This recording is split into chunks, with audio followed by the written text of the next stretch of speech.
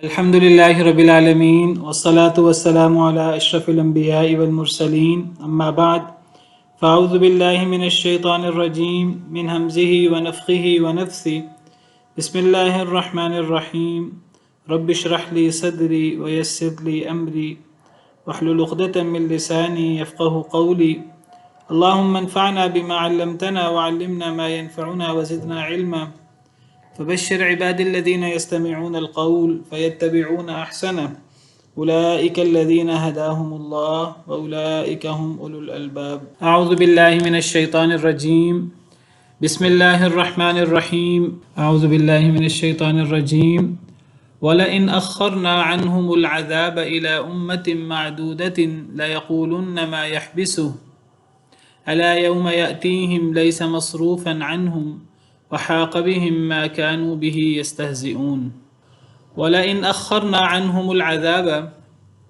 اور البتہ اگر ہم لیٹ کر دیں ان سے عذاب کو إِلَىٰ أُمَّةٍ مَعْدُودَةٍ تک مدت معدودۃ گنی چنی طے شدہ اور البتہ اگر ہم لیٹ کر دیں ان سے عذاب کو ایک طے شدہ مدت تک لَيَقُولُنَّ مَا يَحْبِسُ البتہ وہ ضرور کہیں گے وہ سب جمع کا صیغہ ہے لَيَقُولُنَّ جمع مذکر غائب کا صیغہ ہے اصل میں فعل مضارع یقولون آتا ہے فعل مضارع کے آخر میں نون شدیدہ لگے نون مشدد لگے جس کو نون ثقیلہ کہتے ہیں تو پھر واو گر جاتا ہے جو جمع کا واو ہوتا ہے یقولن تو یہ جمع کا صیغہ ہے واحد کا صیغہ نہیں ہے واحد کا صیغہ ہو تو پھر لیقولن ہوگا اس کو لام تاکید بانون ثقیلہ کہتے ہیں گرامر میں آپ نے پڑھا ہوگا اور البتہ اگر ہم لیٹ کر دیں ان سے عذاب کو ایک طے شدہ مدت تک لیقولن البتہ وہ سب ضرور کہیں گے ما یحبسو کس نے روک لیا ہے اس کو یعنی عذاب کو الا یوم یاتیہم خبردار وہ دن جس دن وہ آئے گا یعنی عذاب لیس مصروفا عنہم نہیں وہ پھرا ہوا ہوگا ان سے وحاق بهم ما كانوا به يستهزئون اور گھیر لے گی انہیں وہ چیز کہ وہ تھے ساتھ اس کے مذاق اڑاتے مکی صورت ہے اللہ تعالیٰ مشرکین مکہ کفار مکہ کے بارے میں بات کر رہے ہیں اور اللہ فرماتے ہیں وَلَئِنْ أَخَّرْنَا عَنْهُمُ الْعَذَابَ اور البتہ اگر ہم لیٹ کر دیں ان سے عذاب کو إِلَىٰ أُمَّةٍ مَعْدُودَةٍ ایک طے شدہ مدت تک اگر ہم ایک طے شدہ مدت تک ان سے عذاب لیٹ کر دیں اگر ہم ان کے اعمال تو ایسے ہیں کفر و شرک خرافات بدعات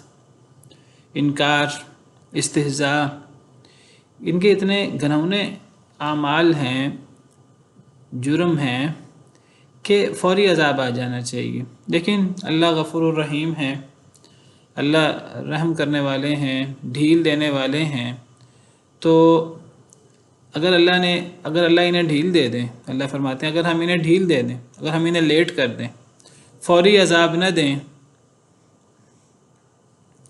بلکہ ہم انہیں کچھ مہلت دے دیں اگر ہم ان سے مؤخر کر دیں عذاب کو ان کے عمل کے فوراً بعد عذاب آنا چاہیے لیکن اگر ہم عذاب کو لیٹ کر دیں وہ جو عذاب لیٹ ہوتا ہے وہ بھی ایک مقررہ مدت کے لیے لیٹ ہوتا ہے یہ نہیں ہوتا کہ وہ عذاب جب لیٹ ہوتا ہے تو بس وہ لیٹ ہی ہو جاتا ہے یہ نہیں ہوتا کہ اگر اللہ تعالیٰ کسی سے عذاب ٹال دیں لیٹ کر دیں کچھ دیر کے لیے تو وہ عذاب نہیں آئے گا اب موت نہیں آئے گی اب اللہ کی پکڑ نہیں آئے گی اللہ کی پکڑ تو آنی ہی آنی ہے عذاب تو آنا ہی آنا ہے اللہ کی ناراضگی ہے تو اللہ کا غصہ وہ اس کا اظہار تو ہونا ہی ہونا ہے یہ تو اللہ کی طرف سے رحمت ہے کہ اگر اللہ تعالیٰ مہلت دے دیں حالانکہ ان کے اعمال ایسے ہیں کہ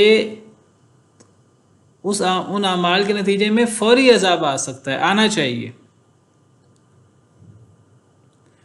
اصل میں ہم اندازہ نہیں کرتے کہ یہ جو اعمال ہیں ان کی نحوست بہت زیادہ ہوتی ہے برے اعمال اور خاص طور پہ جو کفر و شرک اور یہ جو بڑے بڑے گناہ ہیں جن کو کبیرہ گناہ کہتے ہیں یا اکبر الکبائر کہتے ہیں یا ہلاک کرنے والے گناہ کہتے ہیں کفر و شرک سے بڑا ہلاک کرنے والا گناہ کون سا ہوگا یہ ایسے اعمال ہیں کہ ان اعمال کے نتیجے میں صرف ان اعمال کرنے والوں پر نہیں، بلکہ اگر اللہ تعالیٰ دنیا میں ہی لوگوں کا مواخذہ کرنا شروع کر دیں، قرآن کریم کی دیگر آیات سے پتہ لگتا ہے، اللہ فرماتے ہیں ان کے اعمال اتنے منحوس ہیں، ان کے اعمال اتنے بد ہیں کہ دنیا میں کوئی انسان، کوئی جانور باقی نہ بچے۔ ان کے اعمال کی نحوست اتنی زیادہ ہے کہ لوگوں کے اعمال کی نحوست، برے اعمال کی نحوست، کہ ان اعمال کے نتیجے میں جو اصل عذاب بنتا ہے، اگر وہ عذاب آئے تو وہ عذاب صرف ان کفار پر نہیں آئے گا، وہ عذاب دیگر انسانوں کو، دیگر جانوروں کو بھی محیط ہو جائے گا۔ اللہ تعالیٰ فرماتے ہیں وَلَوْ يُؤَاخِذُ اللَّهُ النَّاسَ بِظُلْمِهِمْ مَا تَرَكَ عَلَيْهَا مِن دَابَّةٍ کہ اگر اللہ لوگوں کا مواخذہ کرنا شروع کر دیں ان کے ظلم کی وجہ سے، تو اللہ اس زمین کے اوپر، اس زمین کی پشت پر کسی جانور کو باقی نہ چھوڑیں۔ وَلَٰكِن يُؤَخِّرُهُمْ إِلَىٰ أَجَلٍ مُّسَمًّى لیکن اللہ انہیں مہلت دیتے ہیں ایک وقت مقررہ تک۔ یہ اللہ کی رحمت ہے، یہ اللہ کی طرف سے ڈھیل ہے۔ اگر اللہ نہ دینا چاہیں تو اللہ تعالیٰ نہ دیں، ان کے اعمال اس قابل ہیں کہ فوری عذاب آ جائے۔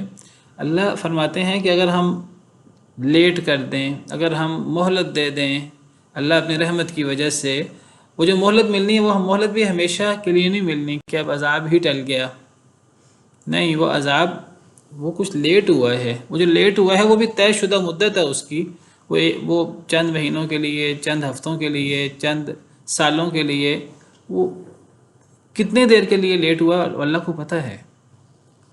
معدودتن وہ گنی چنی مدت ہے، طے شدہ مدت ہے، وہ لکھی ہوئی ہے لوح محفوظ میں، اللہ کے حساب میں۔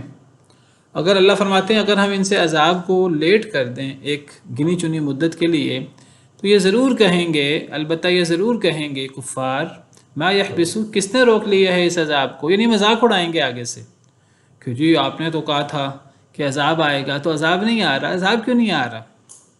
یعنی جب ایک انسان انکار کی اور بغاوت کی اس حالت میں پہنچ جاتا ہے، اس نہج میں پہنچ جاتا ہے کہ پھر نبی جب عذاب کی وعید سناتے ہیں یا داعی حضرات، تو جب عذاب نہیں آتا وہ تو اللہ کی طرف سے ایک مہلت ہوتی ہے، ڈھیل ہوتی ہے، لیکن یہ آگے سے مذاق اڑاتے ہوئے کہتے ہیں کہ کس نے روک لیا ہے اس کو، عذاب کیوں نہیں آ رہا؟ یہ بالکل ایسی بات ہے جیسے اللہ تعالیٰ نے دوسری جگہ پر ان کا قول نقل کیا وَيَقُولُونَ مَتَىٰ هَٰذَا الْوَعْدُ إِن كُنتُمْ صَادِقِينَ وہ کہتے ہیں یہ وعدہ کب پورا ہوگا اگر تم سچے ہو تو، یہ قیامت کب آئے گی، یہ عذاب کب آئے گا؟ تو یہاں اللہ نے ان کا قول ان الفاظ میں بیان کیا لَيَقُولُنَّ مَا يَحْبِسُ البتہ وہ ضرور کہیں گے کہ کیا چیز روک رہی ہے اس عذاب کو، کس نے اس عذاب کو روک لیا ہے، عذاب کو آنے دو، ہم تیار ہیں عذاب کے لیے۔ وَلِعِيَاذُ بِاللَّهِ جب انسان بدبختی کی انتہا کو پہنچتا ہے تو پھر یہ انسان کا رویہ ہوتا ہے، اگر میں غلط ہوں تو مجھ پہ عذاب کیوں نہیں آ رہا، جس طرح ابو جہل نے کہا تھا وَإِذْ قَالُوا اللَّهُمَّ إِنْ كَانَ هَذَا هُوَ الْحَقَّ مِنْ عِنْدِكَ فَأَمْطِرْ عَلَيْنَا حِجَارَةً مِنَ السَّمَاءِ أَوْ ائْتِنَا بِعَذَابٍ أَلِيمٍ۔ اللہ تعالیٰ نے سورہ انفال میں اس کا قول نقل کیا ہے کہ جب انہوں نے کہا اے اللہ اگر یہ نبی صلی اللہ علیہ وسلم، اگر یہ محمد صلی اللہ علیہ وسلم حق پر ہیں اور یہ قرآن یہ واقعی آپ کی طرف سے ہے، اگر یہ حق ہے، یہ نہیں کہا کہ اے اللہ پھر ہمیں توفیق دے کہ ہم اس حق کو قبول کریں، ہم ایمان لائیں، کہا کہ ہم نے تو ماننا نہیں ہے، اگر یہ حق ہے تو اے اللہ پھر ہم پر آسمان سے پتھروں کی بارش نازل کر دے، یہ ہم پر دردناک عذاب اتار دے۔ یعنی انسان انکار کر کے مخالفت کی اس نہج میں پہنچ جاتا ہے، پھر وہ حق کو قبول نہیں کر سکتا، اور اکثر لوگوں کے ایمان نہ لانے کی وجہ یہ بنی ہے، پہلے وہ انکار کر چکے تھے، پھر انکار کر کے دل ہی سیاہ ہو گئے، دلوں پر ہی مہر لگ گئی، اللہ معاف کرے۔ اللہ کہتے ہیں، اللہ آگے جواب دیتے ہیں، اللہ فرماتے ہیں کہ یہ تو اللہ کی طرف سے رحمت تھی کہ جو اللہ نے تمہیں مہلت دی تھی، تم آگے سے کہتے ہو عذاب کیوں نہیں آ رہا۔ اللہ فرماتے ہیں خبردار، وہ دن جس دن وہ عذاب آئے گا، عذاب نے تو آنا ہے، اللہ نے تو عذاب کو مؤخر کیا ہے کچھ دیر کے لیے، اس نے تو آنا ہی ہے۔ جس دن وہ عذاب آئے گا اللہ خبردار کرتے ہیں لیس مصروفا عنہم پھر وہ عذاب ان سے پھرے گا نہیں، پھر یہ دہائیاں دیں گے اس وقت کہ کاش کہ یہ عذاب ہم سے کچھ دیر کے لیے اور پھر جائے، کاش کہ ہمیں مہلت مل جائے، کاش کہ ہم ایمان لے آئیں، کاش کہ گھر جانے کی مہلت مل جائے۔ اللہ فرماتے ہیں گھر جانے کی مہلت نہیں ملے گی، کوئی وصیت کرنے کی مہلت نہیں ملے گی۔ سورہ یاسین میں فرمایا وَيَقُولُونَ مَتَىٰ هَٰذَا الْوَعْدُ إِن كُنتُمْ صَادِقِينَ، وہ کہتے ہیں یہ وعدہ کب پورا ہوگا اگر تم سچے ہو۔ اللہ فرماتے ہیں مَا يَنظُرُونَ إِلَّا صَيْحَةً وَاحِدَةً تَأْخُذُهُمْ وَهُمْ يَخِصِّمُونَ، یہ تو اصل میں ایک ہی چیخ کا انتظار کر رہے ہیں، ایک ہی چیخ کی مار ہیں۔ تأخذهم وهم يخصمون، وہ چیخ اس حالت میں آئے گی، وہ عذاب اس حالت میں آئے گا کہ یہ جھگڑا کر رہے ہوں گے۔ فلا يستطيعون توصية ولا إلى أهلهم يرجعون، پھر نہ یہ وصیت کرنے کی طاقت رکھیں گے نہ گھر پہنچنے کی طاقت رکھیں گے، یہ گھر بھی نہیں پہنچ سکیں گے، وصیت کرنے کی بھی مہلت نہیں ملے گی، اتنی سی مہلت بھی نہیں ملے گی۔ پھر یہ دعائیاں دیں گے کہ اے اللہ تھوڑا رحم کر دے، اے اللہ تھوڑا مہلت دے دے، لیکن پھر مہلت نہیں ملتی۔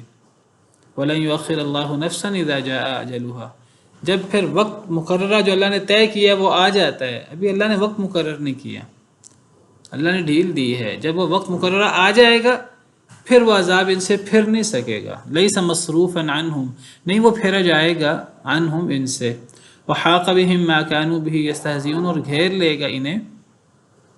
لے گی انہیں وہ چیز جو کانو وہ تھے بھی ساتھ اس کے یستہزئون مذاق اڑاتے، وہ جس کا مذاق اڑاتے تھے جس عذاب کا، وہی عذاب انہیں گھیر لے گا، بدترین عذاب، جس عذاب کا نبی نے ان کو وعید سنائی ہوگی، جس عذاب کا یہ مذاق اڑاتے ہوں گے، وہی عذاب جس کا یہ مذاق اڑاتے تھے وہ انہیں گھیر لے گا، اور جس دن وہ عذاب آئے گا اس دن پھر وہ ان سے ٹل نہیں سکے گا، ان کے پاس کوئی پاور نہیں ہے، ان کے پاس کوئی طاقت نہیں ہے، یہ جتھا ہو، یہ ہزاروں لاکھوں لوگ مل جائیں، اللہ کے عذاب کا مقابلہ نہیں کر سکتے، یہ اللہ کو عاجز نہیں کر سکتے۔ یہ بہت بڑا دھوکہ ہے دنیا کا، انسان دنیا میں اللہ کی طرف سے تھوڑی سی ڈھیل ملتی ہے تو انسان سرکشی اور جبروتیت اور استکبار تکبر کا انسان شکار ہو جاتا ہے، فخر اور غرور میں مبتلا ہو جاتا ہے، وہ سمجھتا ہے مجھے اب عذاب آئے گا ہی نہیں، وہ سمجھتا ہے کہ میرے پاس بڑی پاور ہے، بڑا اختیار ہے، بڑا مال و دولت ہے، میں نے تو بڑے بلند و بالا قلعے بنا لیے ہیں۔ اللہ فرماتے ہیں اینما تکونوا یدرککم الموت ولو کنتم فی بروج مشیدہ، تم جہاں بھی ہو موت آ جائے گی، اگرچہ تم بڑے مضبوط قسم کے بلند و بالا قلعوں میں ہی تم کیوں نہ چھپ کے بیٹھ جاؤ۔ امہ کا مطلب کیا ہوتا ہے؟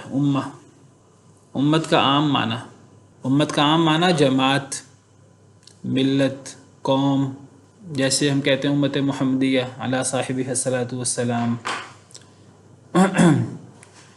جیسے ہم کہتے ہیں کہ الکفر ملت، وہاں ملت ہے، تو امہ جماعت، قوم، تلک امت قد خلت لها ما کسبت ولکم ما کسبتم، یہ ایک جماعت ہے جو گزر چکی، اس کے لیے وہ جو اس نے کمایا، تمہارے لیے وہ جو تم نے کمایا۔ تو امت کا عام معنی جماعت یا قوم ہوتا ہے۔ وَإِن مِّنْ أُمَّةٍ إِلَّا خَلَا فِيهَا نَذِيرٌ، کوئی قوم نہیں ہے مگر اس میں کوئی نہ کوئی ڈرانے والا گزرا ہے۔ تو ان آیات میں امت جماعت کے معنی میں، قوم کے معنی میں استعمال ہوا ہے۔ امت کا ایک معنی مدت، جیسے اس آیت کریمہ میں استعمال ہوا، ویسے یہ اس کا روٹ حمزہ میم ہے، جس کا اصل معنی ماں یعنی جڑ، بنیاد ہوتا ہے۔ تو لفظ امت تا کے ساتھ امہ، یہ قوم یا جماعت کے معنی میں بھی استعمال ہوتا ہے زیادہ تر، اور یہ مدت کے معنی میں بھی استعمال ہوتا ہے، جیسے اس آیت کریمہ میں استعمال ہوا، مدت۔ اور البتہ اگر ہم مہلت دے دیں انہیں عذاب کی، اگر ہم لیٹ کر دیں ان سے عذاب، الی امت معدودۃ، اب یہاں معدودہ کا مطلب تو گنی ہوئی، عدد سے ہے، گنی چنی، امت سے مراد جماعت نہیں لیں گے، اگر ہم انہیں لیٹ کر دیں ان سے عذاب ایک گنی چنی مدت تک، عذاب لیٹ ہوگا تو وہ بھی اللہ کے ہاں اس کے ایک ایک منٹ کا، ایک ایک سیکنڈ کا حساب ہے، ایک ایک دن کا حساب ہے کہ کتنے سال، کتنے مہینے، کتنے گھنٹے، کتنے دن، کتنے گھنٹے، کتنے سیکنڈ، منٹ اور کتنے سیکنڈ جو ہے وہ لیٹ ہوا ہے، وہ گنی ہوئی چیز ہے ہر چیز، اللہ نے تک ایک چیز کا حساب کر رکھا ہے۔ تو یہاں امہ مدت کے معنی میں، سورہ یوسف میں بھی ہم پڑھیں گے انشاءاللہ، وقال الذی نجا منہما وادکر بعد امۃ، اس شخص نے کہا جو بچ گیا تھا ان دونوں میں سے، وہ جیل کے ساتھیوں میں سے، وَذَّكَرَ بَعْدَ أُمَّةٍ، اور اسے یاد آیا بعد امتن، ایک لمبی مدت کے بعد۔ تو امہ کا ایک معنی مدت بھی، یہاں بھی یہ امت مدت کے معنی میں ہے، اور یہ جو میں نے آیت کریمہ پڑھی یہ آپ کے سامنے سورہ یوسف کی، وَذَّكَرَ بَعْدَ أُمَّةٍ، یہاں بھی امت مدت کے معنی میں۔ امت کا ایک معنی امام بھی ہوتا ہے، رہبر اور رہنما، امام۔ جیسے اللہ تعالیٰ فرماتے ہیں سورہ نحل میں، ان ابراہیم کان امتن قانتا للہ حنیفا۔ ان ابراہیم کان امتن، کیا معنی کریں گے کان امتن کا؟ ابراہیم علیہ السلام تھے امتن، امام، رہبر اور رہنما، جس طرح اللہ تعالیٰ سورہ بقرہ میں فرماتے ہیں وَإِذِ ابْتَلَىٰ إِبْرَاهِيمَ رَبُّهُ بِكَلِمَاتٍ فَأَتَمَّهُنَّ قَالَ إِنِّي جَاعِلُكَ لِلنَّاسِ إِمَامًا۔ جب ابراہیم علیہ السلام کو اللہ نے کچھ کلمات کے ساتھ، کچھ آزمائشوں کے ساتھ، تکلیفوں کے ساتھ آزمایا تو انہوں نے ان کو پورا کر دیا۔ قال انی جاعلک للناس اماما، تو اللہ نے فرمایا میں آپ کو امام بنانے والا ہوں۔ تو امت امام کے معنی میں بھی آ جاتا ہے، ان ابراہیم کان امتن۔ ابراہیم علیہ السلام ایک امام تھے، ایک رہبر تھے، ایک رہنما تھے، ایک توحید کا ایک نشان تھے، آپ سمجھیے توحید کے امام۔ تو یہاں امت یہ مدت کے معنی میں ہے۔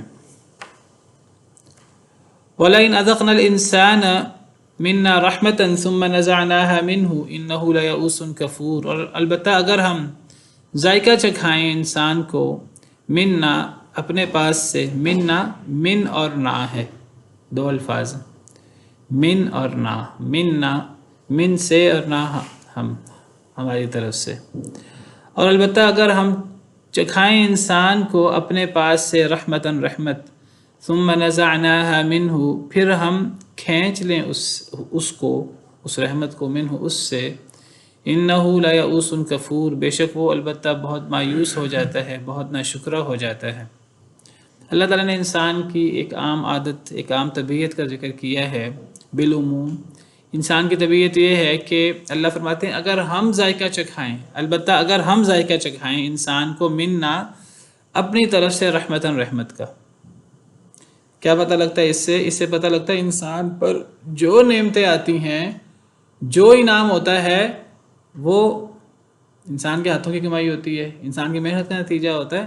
نہیں، وہ سراسر اللہ کی رحمت ہوتی ہے۔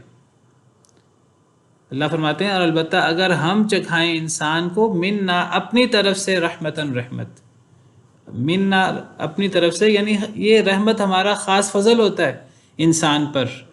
انسان یہ نہ سمجھے کہ یہ میرے اعمال کا نتیجہ ہوتا ہے، یہ میری کوئی صلاحیت کی وجہ سے مجھے یہ نعمت ملتی ہے، میرے کسی عمل کی وجہ سے مجھ پر انعام ہوتا ہے۔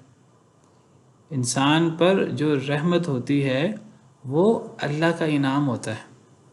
اللہ فرماتے ہیں البتہ اگر ہم ذائقہ چکھائیں انسان کو، خاص اپنی طرف سے رحمت، اللہ کا کرم ہوتا ہے۔ یہ بہت بڑا دھوکہ ہے ایک انسان کا کہ دنیا میں میں نے تو اپنے بل بوتے پر یہ حاصل کیا، میں نے اپنے ہاتھوں کی کمائی سے یہ حاصل کیا، میں نے اپنی محنت سے یہ حاصل کیا۔ یہ اگر محنت سے ہر چیز حاصل کی جا سکتی ہے تو پھر محنت کا نتیجہ فرق کیوں ہوتا ہے مختلف لوگوں کا؟ اللہ یبسط الرزق لمن یشاء ویقدر، اللہ جس کے لیے چاہیں رزق پھیلا دیں، جس کے لیے چاہیں رزق تنگ کر دیں۔ انسان عاجز ہے، کمزور ہے۔ جس طرح یہ دنیا اللہ کی مخلوق ہے، اس دنیا کی دیگر تمام مخلوقات اللہ کی مخلوق ہیں، اللہ کے سامنے عاجز ہیں، اسی طرح انسان بھی اس کائنات میں ایک عاجز مخلوق ہے، اللہ کے حکم کے تابع ہے۔ اللہ نے اسے باقی مخلوق کی بنسبت اللہ نے اسے عزت دی ہے، اس پر بڑے احسانات کیے ہیں۔ اس کا مطلب یہ نہیں کہ انسان اب اپنے بل بوتے پر سب کچھ کر سکتا ہے۔ یہ بہت بڑا دھوکہ ہے جو انسان کو ہوتا ہے۔ مال آ جاتا ہے انسان کے پاس، اقتدار آ جاتا ہے، انسان اپنے آپ کو دنیا کا انداتا سمجھنا شروع کر دیتا ہے، دنیا کا جو ہے وہ رب سمجھنا شروع کر دیتا ہے۔ نمرود نے رب ہونے کا دعویٰ کیا، اس لیے کہ اللہ نے اسے بادشاہت دی۔ الم تر الی الذی حاج ابراہیم فی ربہ ان آتاہ اللہ الملک، کیا آپ نے نہیں دیکھا اس شخص کو جس نے جھگڑا کیا ابراہیم علیہ السلام سے ان کے رب کے بارے میں؟ اس لیے کہ اللہ نے اسے بادشاہت دی تھی۔ فرعون نے اپنے آپ کو سب سے بڑا رب کہا، ولیعذ باللہ۔ تو انسان بڑا ہی کمزور ہے، اور انسان بڑا ہی ظالم ہے اور جلد باز ہے، اور انسان جو ہے وہ سمجھتا ہے کہ یہ چیز میں نے اپنی صلاحیتوں سے، اپنی محنت سے کمائی ہے، اور یہ چیز اللہ کو بالکل پسند نہیں ہے۔ جس بندے میں انانیت آ جائے، جس بندے میں آ جائے، تو وہ تباہ ہو جاتا ہے۔ شیطان نے کہا تھا انا خیر منہ خلقتنی من نار وخلقتہ من طین، اے اللہ میں اس سے زیادہ بہتر ہوں انسان سے۔ تو اللہ نے ایسے دھتکار دیا، حالانکہ وہ اتنی عبادت کرنے والا تھا، پتہ نہیں اس نے کتنے سالوں کی عبادت کی ہوئی تھی، اس کی عبادت بھی شاید اس کے اندر خلوص نہیں تھا، یہ جو بھی تھا، بہرحال اللہ نے دھتکار دیا اس کی انانیت کی وجہ سے، اس کی انا کی، میں کی وجہ سے۔ فرعون نے کہا انا ربکم الاعلی۔ قارون نے کہا کہ میرے پاس جتنا بھی مال و دولت ہے، جتنی بھی صلاحیتیں ہیں، یہ تو میں نے اپنے علم اور اپنی صلاحیت سے یہ چیزیں حاصل کی ہیں۔ اللہ کو یہ لفظ بڑا ناپسند ہے۔ قال انما اوتیتہ علی علم عندی، کہنے لگا میں نے تو یہ چیزیں اپنے علم اور اپنی صلاحیتوں سے حاصل کی ہیں۔ جس طرح آج ہم کہتے ہیں، ہمارے یہاں جملہ بڑا مشہور ہے کہ جی ہمیں تو ہر چیز اپنے زور بازو سے حاصل کرنی چاہیے، اللہ کی رحمت سے حاصل کرنی ہے۔ اللہ دے گا تو ہمیں وہ چیز ملے گی، اللہ نہیں دیں گے تو نہیں ملے گی۔ اسباب نہ ہوں، نتیجہ اللہ کرتے ہیں۔ اللہ کے لیے کیا مشکل ہے؟ حضرت زکریا علیہ السلام بوڑھے تھے، اولاد نہیں ہو سکتی تھی، بیوی بانجھ تھی، اولاد نہیں ہو سکتی تھی، اللہ نے بیٹا دے دیا اسباب کے بغیر۔ جب اللہ تعالیٰ سے کہا اے اللہ تعالیٰ نشانی دکھائیے، اے اللہ تعالیٰ اولاد کیسے ہو سکتی ہے، تو اللہ نے فرمایا کہ اسباب کے بغیر میں نتائج نکال سکتا ہوں، اسباب سارے موجود ہوں، نتیجہ ہو نہ، نتیجہ عمل میں نہ آئے، میں یہ بھی کر سکتا ہوں۔ تمہاری زبان صحیح سالم ہوگی، کوئی بیماری نہیں ہوگی، کوئی نکاہت نہیں ہوگی، تم بالکل ٹھیک ہوگے، 3 دن کے لیے زبان بند ہو جائے گی۔ حالانکہ زبان کا تعلق جوانی بڑھاپے سے نہیں ہے، یعنی ان کی ایسی عمر تھی حضرت زکریا علیہ السلام کی کہ وہ بولتے تھے اور بالکل صحیح بولتے تھے۔ 3 دن کے لیے اللہ نے زبان بند کر دی۔ اللہ نے بتایا کہ اسباب ہوں تو نتائج دینا میرا کام ہے، اسباب نہ ہوں تو نتائج پیدا کر دینا میرا کام ہے۔ بہت بڑا دھوکہ ہے ہمارا کہ ہم دنیا کے اندر چیزیں اپنے زور بازو سے حاصل کرتے ہیں، اپنی صلاحیتوں سے حاصل کرتے ہیں۔ اللہ کی رحمت ہوتی ہے تو ہمیں چیز ملتی ہے، اللہ کی رحمت نہ ہو تو ہم سانس نہ لے سکیں، اللہ کی رحمت نہ ہو ہم اپنے بازو نہ ہلا سکیں، ہم اپنی پلکیں نہ جھپک سکیں۔ باقی میں محنت کرنے کی اور میں تدبیر کرنے کی نفی نہیں کر رہا، اللہ نے محنت کرنے کا، تدبیر کرنے کا حکم دیا ہے۔ اللہ نے یہ نہیں فرمایا گھر جا کے بیٹھ جاؤ اور اللہ کی رحمت کا انتظار کرو۔ اللہ فرماتے ہیں میدان میں اترو، محنت کرو، تدبیر کرو، لیکن اس پہ بھروسہ نہ کرو۔ محنت کرو، نتائج اللہ رب العالمین پہ چھوڑ دو۔ جیسے سیدنا یعقوب علیہ السلام نے اپنے بیٹوں سے کہا تھا، حضرت یعقوب علیہ السلام اللہ فرماتے ہیں ہم نے علم دیا تھا، نبی تھے، جلیل القدر پیغمبر تھے، جن کا لقب اسرائیل ہے، حضرت یعقوب علیہ السلام۔ بیٹے نکلے حضرت یوسف کو ڈھونڈنے، تو باپ نے کہا، غلہ لینے نکلے تو باپ نے کہا کہ اے بیٹو تم 12 ہو اور تم بڑی تعداد میں ہو اور طاقتور، لمبے چوڑے سارے، اور 12 کی تعداد میں 11 بھائی، 12ویں حضرت یوسف تھے، وہ نہیں تھے، تو لوگ تمہیں دیکھ کر کہیں تمہیں نظر نہ لگ جائے، تو تم نے یہ کرنا ہے کہ تم نے اکٹھے دروازے سے داخل نہیں ہونا ہے شہر میں، بہت سارے لوگ ہوں گے، بہت سارے لوگوں کی نظریں ہوں گی، تو کوئی تمہیں نظر نہ لگ جائے، تو کیا کرنا کہ مختلف دروازوں سے داخل ہونا، بعد میں جا کے اکٹھے ہو جانا، دروازے پر جہاں رش ہوگا، جہاں لوگ زیادہ ہوں گے وہاں اکٹھے نہ ہونا، کہیں نظر نہ لگ جائے۔ وقال یا بنی لا تدخلوا من باب واحد وادخلوا من ابواب متفرقہ، کہا میرے بیٹو ایک دروازے سے داخل نہ ہونا، مختلف دروازوں سے داخل ہونا. ایک تدبیر بتائی، بڑے تھے، نبی تھے، تجربہ کار تھے، ایک زندگی گزاری تھی، تو ایک تدبیر بتائی بیٹوں کو، کہا بیٹو اس تدبیر پر عمل کرنا. لیکن ساتھ ہی کیا کہا، جو میں جس کی طرف اشارہ کرنے کی کوشش کر رہا ہوں، ساتھ ہی کہا وما اغنی عنکم من اللہ من شیء، کہ میں اللہ سے تمہیں کوئی فائدہ نہیں دے سکتا. ان الحکم الا للہ، حکم اللہ کا ہی ہوگا. یعنی اگر اللہ تمہیں نظر لگانا چاہے، کوئی نقصان دینا چاہے، تم اگر الگ الگ دروازوں سے بھی داخل ہوگے تو نظر تو پھر بھی لگ جائے گی، نقصان تو پھر بھی ہو جائے گا. یہ میری تدبیر ہے. یہ تدبیر کی حد تک ہے، اس کے نتائج میرے ہاتھ میں نہیں ہیں، تمہارے ہاتھ میں نہیں ہیں، اللہ کے ہاتھ میں. وما اغنی عنکم من اللہ من شیء ان الحکم الا للہ علیہ توکلت وعلیہ فلیتوکل المتوکلون. میں نے اللہ پہ توکل کیا ہے، اللہ پر ہی توکل کرنے والوں کو توکل کرنا چاہیے. توکل کا معنی سمجھا دیا. توکل کیا ہے؟ توکل ہے اللہ پر بھروسہ کرنا اپنی تدبیر کرنے کے بعد. انسان اپنی تدبیر مکمل کرے، بھروسہ اللہ رب العالمین پر کرے، نتیجہ اللہ کے ہاتھ میں. اپنے قوت بازو پر بھروسہ نہ کرے، کوشش پوری کرے، اپنے گھر نہ بیٹھ جائے.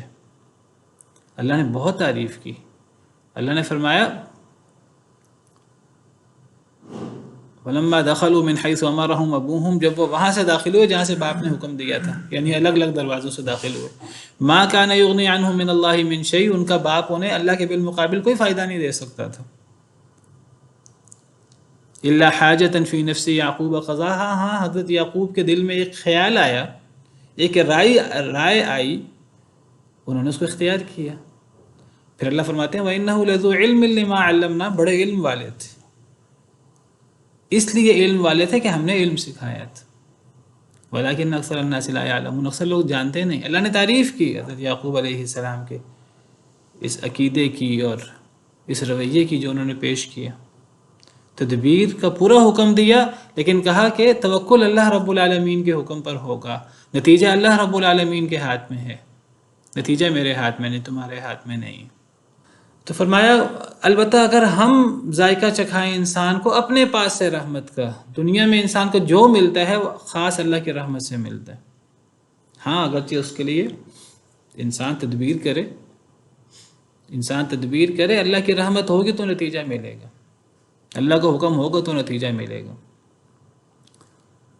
کچھ لوگ آیت پڑھتے ہیں قرآن کریم کی کہ جی وَأَن لَّيْسَ لِلْإِنسَانِ إِلَّا مَا سَعَىٰ، انسان کو اس کی کوشش کا فائدہ ملتا ہے، جتنی کوشش کرے گا اتنا فائدہ ہوگا.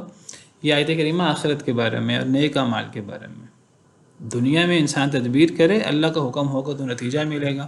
اور دنیا میں انسان کو محنت کے بغیر بھی نتیجہ مل جاتا ہے، محنت کے بغیر بھی انسان پر اللہ کی رحمت ہو جاتی، آخرت میں نہیں ہوگی. یہ آیت خالصاً آخرت کے لیے، دنیا سے کوئی تعلق نہیں اس آیت کا. دنیا سے تدبیر کیا تک تعلق ہے؟ دنیا میں یہ اصول نہیں ہے کہ انسان کوشش کرے گا تو نتیجہ ملے گا. یہ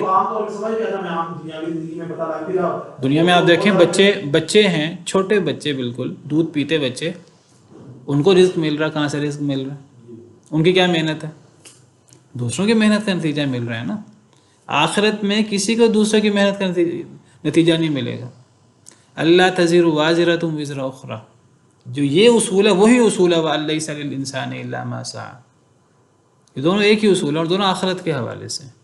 کوئی بوجھ کسی دوسری جان کا بوجھ نہیں کوئی جان کسی دوسری جان کا بوجھ نہیں اٹھائے گی، اور ہر انسان کو اپنی کوشش کا نتیجہ ملے گا، کسی دوسرے کی کوشش کا نتیجہ نہیں ملے گا. یہ دونوں آیتیں آخرت کے بارے میں. سورہ نجم میں دنیا میں مل جاتا ہے، دنیا میں مل جاتا ہے، انسان کو کوشش کے بغیر نتیجہ مل جاتا ہے.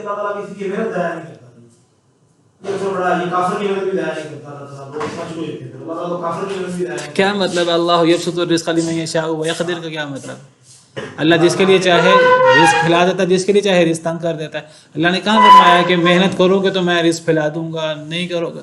دیکھیں میں یہ نہیں کہہ رہا انسان کو محنت نہیں کرنی چاہیے، بعض لوگ اس سے مغالطے کا شکار ہو جاتے ہیں کہ جی جو ہے نا محنت نہیں کرنی چاہیے. نہیں، تدبیر کرنی ہے، محنت کرنی ہے، نتیجہ ہمارے ہاتھ میں نہیں ہے. دنیا میں، آخرت میں بھی ہمارے ہاتھ میں نہیں ہے، لیکن اللہ نے آخرت کے حوالے سے ایک وعدہ کیا. اللہ فرماتے ہیں جو بندہ محنت کرے تو آخرت میں اللہ اس کو نتیجہ دے کر رہیں گے. آخرت میں انسان کو اس کی کوشش کا پھل مل کر رہے گا، اچھا ہے کہ برا۔ باقی آخرت میں بھی انسان جب جنت میں جائے گا انشاءاللہ نیکی کا پھل پائے گا، وہاں بھی اللہ کی رحمت شامل حال ہوگی تو جنت ملے گی، لیکن وہاں بنیادی انسان کا عمل ہونا ضروری ہے۔ اگر انسان کا عمل نہیں ہوگا تو خواہشوں سے جنت نہیں ملنی۔ دنیا میں خواہش سے انسان کو مال مل سکتا ہے، آخرت میں نہیں مل سکتی جنت، خواہش سے نہیں مل سکتی۔ بہرحال اصل بات یہاں دوسری ہے، چونکہ اس کا اشارہ آیا تھا، میں نے ذکر کر دیا کہ البتہ اگر ہم ذائقہ چکھائیں انسان کو خاص اپنی طرف سے، منا تو رحمت اللہ کی طرف سے ہوتی ہے، منا میں یہ اشارہ موجود ہے۔ اگر ہم انسان کو رحمت کا ذائقہ چکھائیں، ثم نزعناها من، پھر ہم اس سے کھینچ لیں اس رحمت کو انسان سے، انہ لیئوس کفور، بے شک وہ یعنی وہ انسان البتہ بہت مایوس ہو جاتا ہے۔ یئوس یہ فعول مبالغے کا صیغہ ہے، بہت مایوس ہو جاتا ہے، کفور بہت ہی ناشکرا ہو جاتا ہے۔ انسان کا مزاج ہے کہ انسان کو رحمت ملے، پھر اللہ تعالی رحمت چھین لیں تو انسان مایوس ہو جاتا ہے، ناشکرا ہو جاتا ہے، شکایتیں شروع کر دیتا ہے، شکوہ شروع کر دیتا ہے اللہ کا لوگوں سے، اور مایوس ہو جاتا ہے۔ بھئی جس اللہ نے پہلے نعمت دی تھی، جس اللہ نے اب لے لی واپس، وہ اللہ دوبارہ دے دیں گے۔ اللہ سے رابطہ مضبوط کرنا چاہیے، اللہ کو شکایت کرنی چاہیے، اللہ کے سامنے راز و نیاز کرنا چاہیے، اللہ سے دعائیں کرنی چاہیے۔ جس اللہ نے پہلے دیا تھا، جس اللہ نے اب لے لیا، وہ دوبارہ بھی دے سکتا ہے، دوبارہ دینے پر قادر ہے۔ دینے والا بھی وہ ہے، چھیننے والا بھی وہ ہے۔ لیکن انسان کا مزاج کیا ہے؟ عام انسان کا، کہ عام انسان کو اگر رحمت ملے پھر اس سے وہ چھن جائے تو وہ سمجھتا ہے مجھے اب رحمت نہیں ملنی، اب تو مجھ پہ کبھی رحمت نہیں ہوگی۔ یہ مایوسی ہے، اور مایوسی کفر ہے، اللہ معاف کرے۔ انہ لا ییأس من روح اللہ الا القوم الکافرون، اللہ فرماتے ہیں اللہ کی رحمت سے نا امید تو کافر لوگ ہوتے ہیں۔ دوسری آیت میں فرمایا ومن یقنط من رحمت ربہ الا الضالون، اللہ کی رحمت سے نا امید تو صرف ظالم ہی ہوتے ہیں۔ ایک انسان یعنی اس کو کسی چیز کا ملنا دنیا کے اندر اس کو ناممکن لگ رہا ہو، پھر بھی اس کو مایوس نہیں ہونا چاہیے۔ اللہ کے لیے تو کوئی چیز ناممکن نہیں، اللہ سے انسان مانگے۔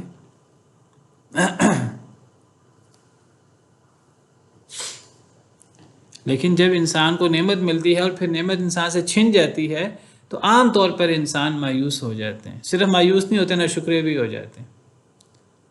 مایوسی کا تعلق مستقبل کے ساتھ ہے، انسان اپنی آئندہ زندگی کے بارے میں، مستقبل کے بارے میں مایوس ہو جاتا ہے کہ اب مجھ پر کوئی نعمت نہیں ہوگی، ساری مصیبتیں تو مجھ پر ہی آتی ہیں۔ یہ اللہ کے ساتھ شکوہ بھی ہے، اللہ کی شکایت بھی ہے، اور مایوسی بھی ہے۔ اور انسان ناشکرا ہوتا ہے اپنی گزشتہ زندگی کے بارے میں، یعنی اللہ نے پہلے نعمت کی ہوتی ہے، انسان اس نعمت کو بھول جاتا ہے، اللہ کی ساری نعمتیں بھول کر وہ جو ایک دو مصیبتیں آتی ہیں، بس مجھ پہ یہ مصیبت ہے، یہ بیماری ہے، اب تو میں کبھی صحت یاب نہیں ہو سکوں گا، اب تو مجھ پر تو کبھی نعمت ہی نہیں آئے گی۔ بھی جو پہلے نعمت آئی تھی وہ اس کی ناشکری ہو رہی ہے، تو وہ اپنی ماضی اور حال میں ناشکرا ہو جاتا ہے، مستقبل کے بارے میں مایوس ہو جاتا ہے۔ کتنا بڑا شیطان کا دھوکہ ہے۔ البتہ اگر ہم ذائقہ چکھائیں اس کو یعنی انسان کو، نعما نعمت کا، بعد ضراء دکھ کے بعد، تکلیف کے بعد۔ پہلے کیا اللہ نے رویہ پیش کیا انسان کا؟ نعمت کے بعد اگر مصیبت آئے تو اب انسان کا رویہ کیا ہونا چاہیے؟ انسان کا رویہ تو یہ ہونا چاہیے کہ جس اللہ نے پہلے نعمت دی تھی، اگر مصیبت آ گئی ہے میں صبر کرتا ہوں، میں اللہ سے دعا کروں گا، اللہ دوبارہ نعمت دے دیں گے۔ لیکن انسان کیا کرتا ہے؟ نعمت کے بعد مصیبت آئے تو انسان مستقبل کے بارے میں مایوس ہو جاتا ہے، اپنے ماضی اور حال کے بارے میں ناشکرا ہو جاتا ہے۔ اب دوسرا رویہ کیا ہے؟ یہ عام انسان کی بات ہو رہی ہے، عام طور پر۔ وَلَئِنْ أَذَقْنَاهُ نَعْمَاءَ بَعْدَ ضَرَّاءَ، اگر الٹ ہو جائے معاملہ کہ پہلے نعمت کے بعد تکلیف تھی، نعمت چھین لی تھی اللہ نے، اب تکلیف کے بعد نعمت ہے، اگر ہم ذائقہ چکھائیں اس کو نعمت کا دکھ کے بعد، دکھ بھی اللہ کی طرف سے آیا، نعمت بھی اللہ کی طرف سے آئی، چاہے انسان نے تدبیر کی یا نہیں کی، تدبیر کے بعد بھی انسان کو نعمت ملے گی تو اللہ کے رحمت سے ملے گی۔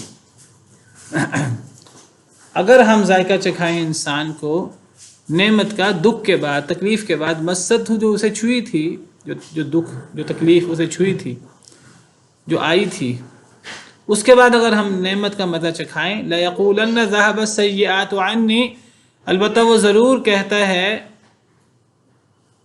چلی گئیں برائیاں مجھ سے، تکلیفیں مجھ سے، وہ کہتا ہے اب ساری تکلیفیں چلی گئیں۔ انہو لفریح فخور، صرف یہ نہیں کہتا ساری تکلیفیں چلی گئیں، وہ بے شک وہ البتہ بہت خوش ہو جاتا ہے، بہت فخر کرنے والا ہو جاتا ہے۔ وہ سمجھتا ہے کہ بس اب دنیا میرے کنٹرول میں ہے، اب میں تو دنیا کا انداتا ہوں، اب دنیا میرے قدموں تلے ہے، میں تو اب بس سب کچھ کر سکتا ہوں۔ بھئی اللہ نے، یہ اللہ کی نعمت سے آپ کو ملی ہے، اس میں آپ کی صلاحیت کا عمل دخل نہیں ہے، یہ آپ کے علم کی وجہ سے، آپ کی صلاحیت کی وجہ سے، آپ کی محنت کی وجہ سے آپ کو نہیں ملی۔ اگر یہ آپ کی محنت کی وجہ سے، آپ کی صلاحیت کی وجہ سے ملی ہوتی تو آپ جیسے باصلاحیت اور بھی بہت سارے ہیں، ان کو یہ بادشاہت، ان کو یہ نعمت، ان کو یہ اقتدار کیوں نہیں ملا؟ یہ اللہ کی رحمت سے ملا ہے۔ جب اللہ کی رحمت سے ملا ہے تو انسان کو اللہ کے سامنے عاجز ہونا چاہیے۔ لیکن عام طور پہ کیا رویہ ہے، اگر تکلیف کے بعد اللہ تعالیٰ نعمت دے دیں تو پھر انسان کہتا ہے اب تو کبھی مصیبت آئے گی نہیں۔ بھئی مصیبت دوبارہ آ سکتی ہے۔ انسان سمجھتا ہے جیسے میں نے دنیا میں ہمیشہ رہنا، بڑے بڑے محل بنا لیتا ہے، بڑے بڑے مضبوط قلعے بنا لیتا ہے، اپنے آپ کو بڑی بڑی حفاظت کے اندر محفوظ کر لیتا ہے، سمجھتا ہے اب تو ہمیشہ کی زندگی میری ہے، اب تو کبھی مصیبت نہیں آ سکتی۔ جن کے پاس مال آ جاتا ہے، دولت آ جاتی ہے، منہ سے نہ کہیں، ان کا رویہ بول بول کے یہ بات کہہ رہا ہوتا ہے، جب وہ پھر خدا بن کے بولتے ہیں، جب وہ اکڑ کے بولتے ہیں، لوگوں کو کیڑے مکوڑے سمجھنا شروع کر دیتے ہیں۔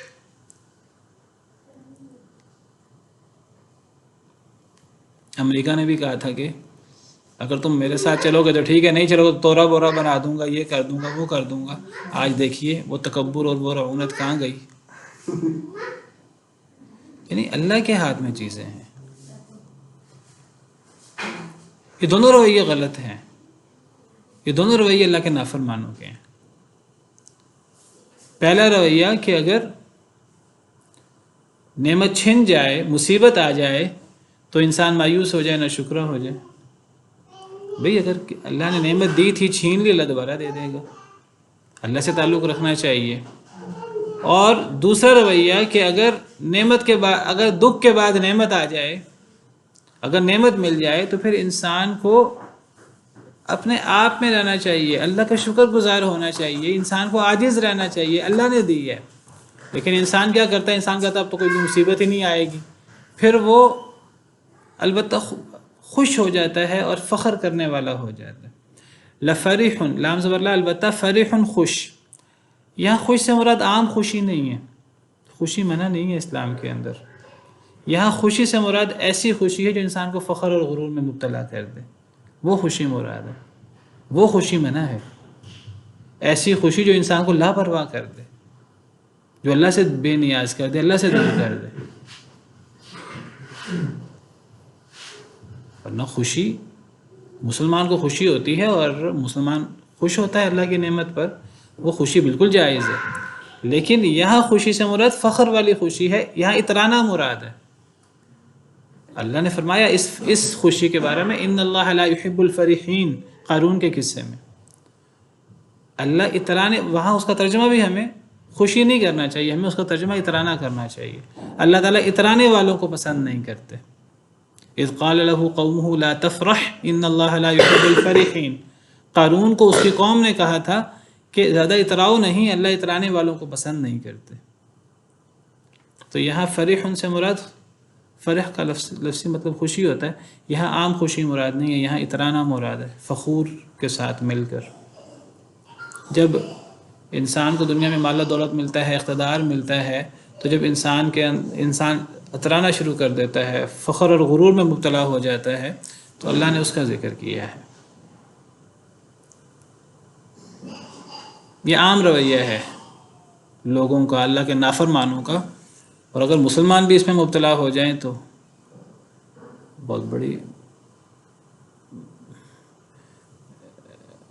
مصیبت ہے، بہت بڑی نافرمانی ہے اللہ تعالیٰ کی، غلط رویہ ہے۔ اللہ فرماتے ہیں یہ رویہ عام لوگوں کا ہوتا ہے، الا الذین صبروا وعملوا الصالحات، سوائے ان لوگوں کے جو صبر کرتے ہیں اور نیک عمل کرتے ہیں، ان کا رویہ یہ نہیں ہوتا۔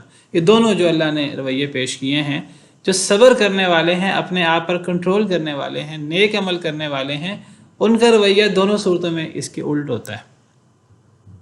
دونوں صورتوں میں ان کا رویہ یہ نہیں ہوتا جو یہاں ذکر ہوا ہے۔ صبر کرنے والوں کو اور نیک عمل کرنے والوں کو، اللہ نے ایمان والوں کی بات نہیں کی، مسلمانوں کی۔ مسلمانوں میں کئی لوگ بے صبرے ہوتے ہیں، کئی لوگ اس رویے کا شکار ہوتے ہیں۔ اللہ نے صبر کی بات کی ہے۔ صبر ایک ایسی چیز ہے جو ان دونوں رویوں میں انسان کو کنٹرول رکھتا ہے۔ صبر اصل میں ہے ہی کنٹرول۔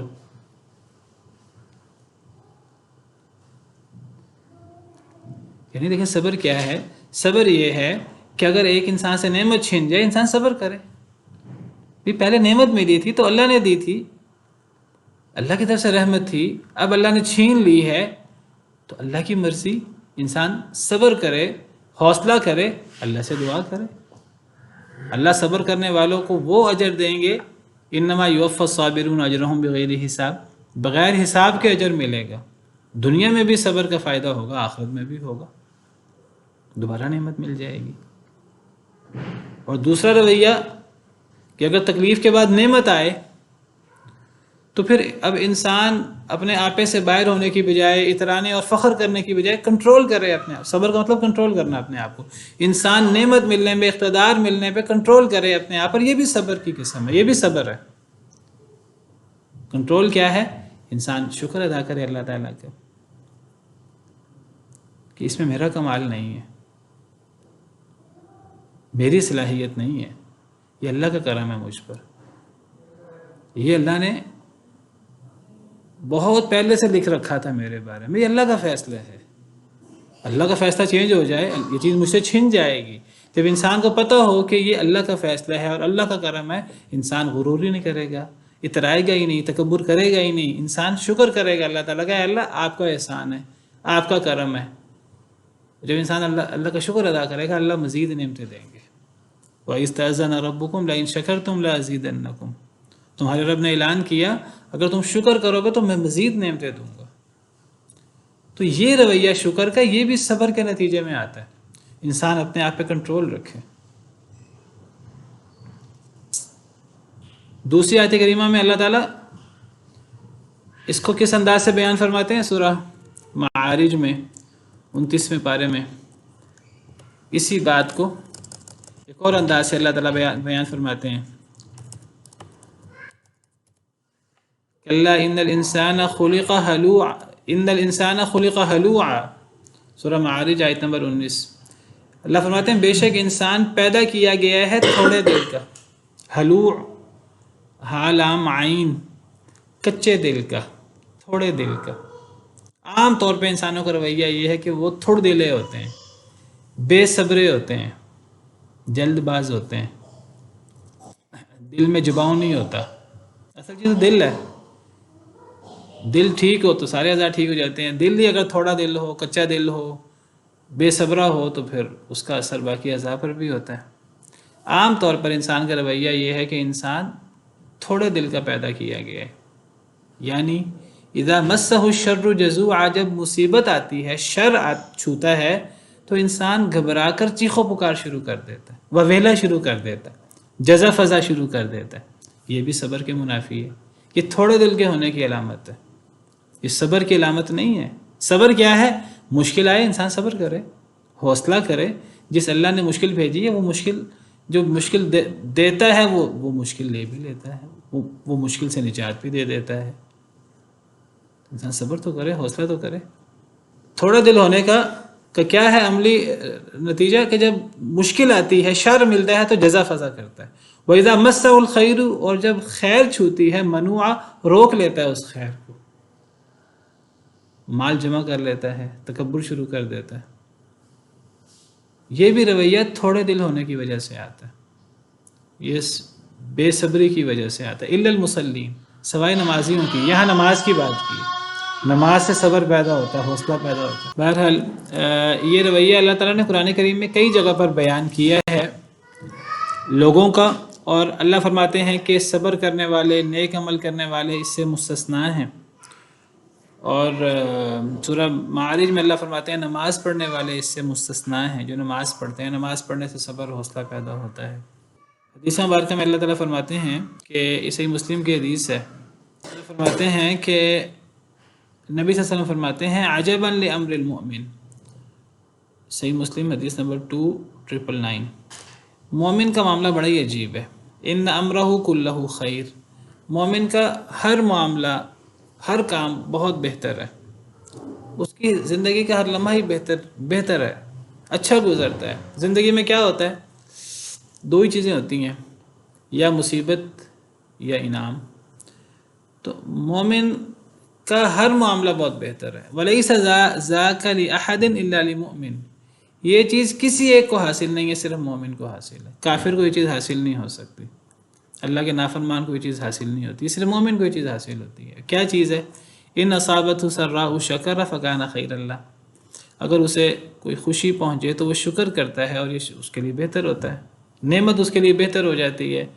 وَإِنْ أَصَابَتْهُ ضَرَّاءُ، اور اگر اسے مصیبت پہنچے، صبر آتا تو صبر کرتا ہے، فکان خیر اللہ، تو یہ مصیبت اس کے لیے بہتر ہو جاتی ہے.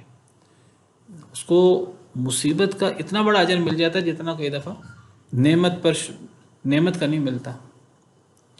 مصیبت کی وجہ سے اسے بہت بڑا اجر ملتا ہے. حدیث میں آتا ہے ایک مومن کو کانٹا بھی چوبے اس کو اس کا اجر ملتا ہے اگر صبر کرے تو.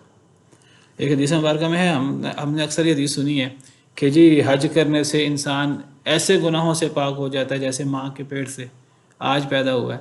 تو آپ کو پتہ ہے کہ زیادہ مشکلات آئیں اور انسان صبر کرے تو زیادہ حدیث مبارکہ کا صحیح حدیث مبارکہ کہ زیادہ مشکلات آنے سے جب انسان صبر کرتا ہے تو انسان گناہوں سے ایسے پاک ہو جاتا ہے کہ وہ زمین پہ چل رہا ہوتا ہے اور اس کا ایک گناہ بھی نہیں ہوتا. حدیث کے الفاظ ہیں یمشی ولیس علیہ خطیہ، کہ ایک انسان زمین پر چلتا ہے اور ایک گناہ بھی اس کا نہیں ہوتا. اور یہ کب ہوتا ہے؟ جب انسان پہ مشکلات آئیں اور انسان مشکلات میں صبر کرے. تو فرمایا الا الذین صبروا وعملوا الصالحات، سوائے ان لوگوں کو جو صبر کریں، وعملوا الصالحات، اور نیک عمل کریں. اولئک لهم مغفرۃ واجر کبیر، یہی وہ لوگ ہیں جن کے لیے مغفرت ہے، بخشش ہے اللہ کے ہاں، اور بہت بڑا اجر ہے. چلیں اتنا ہی کافی ہے. سبحان ربک رب العزۃ عما یصفون وسلام علی المرسلین والحمد للہ رب العالمین.